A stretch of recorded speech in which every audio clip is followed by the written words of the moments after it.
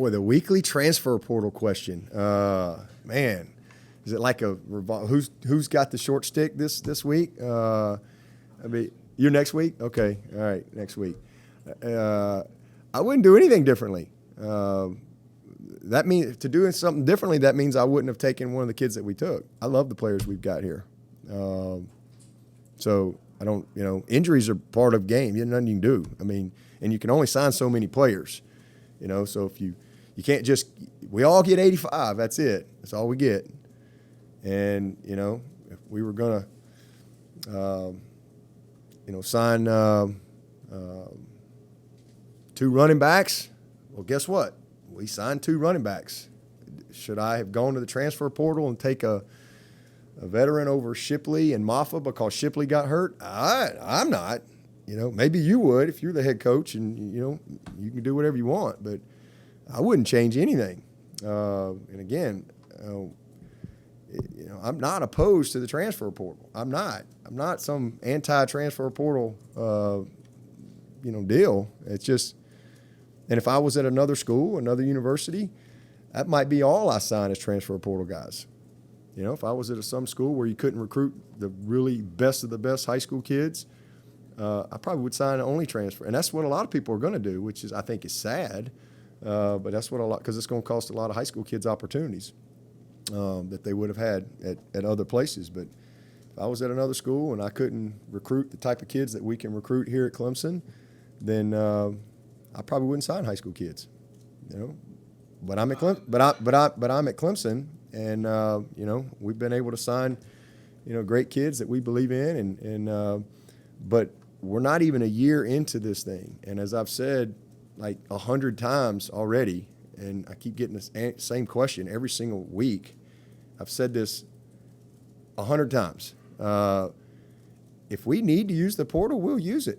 But I'm not going to just do something just to do something. So, I don't know why everybody keeps asking me that. The transfer portal has always been around. It's just been grad guys. But there's not been anybody from a grad transfer standpoint that has been able to come in here that I felt like, or any of us felt like, could start here. And so we'd rather take the high school kid. That's been our philosophy here. I think it's worked pretty good. There's been a lot of things that y'all have asked me over the years, why didn't we do this? Why didn't we do that? And, I think we've done all right. So we're not 3-2 because we haven't signed somebody from the transfer portal. Give me a break. We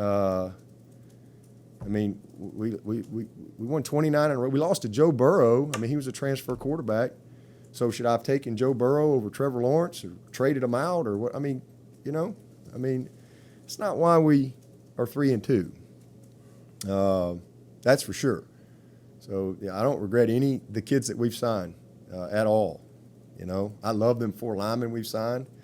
I think they're all going to be good players,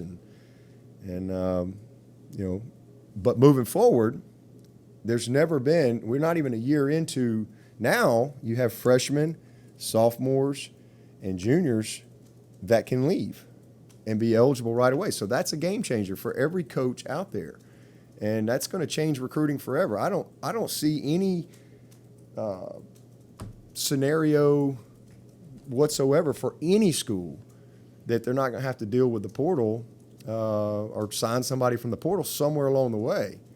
I don't care who it is, Clemson or whatever, because when kids leave in May and all of a sudden you have gaps in your roster, there's no high school kids to recruit in May. There are none. So you're kind of forced to have to do that. And so, as I've said 100 times, if we need it, we'll use it, for our benefit. But it won't be any different. We'll get the very best of the best, and we'll get kids that fit our program. But we have not needed it to this point. And if all of a sudden, again, we get gaps in our roster, or all of a sudden we start doing a terrible job of evaluation and things like that, then, things could change. So is there anybody got any more questions about the portal? I don't know what else we want to talk about. I can't help guys get hurt.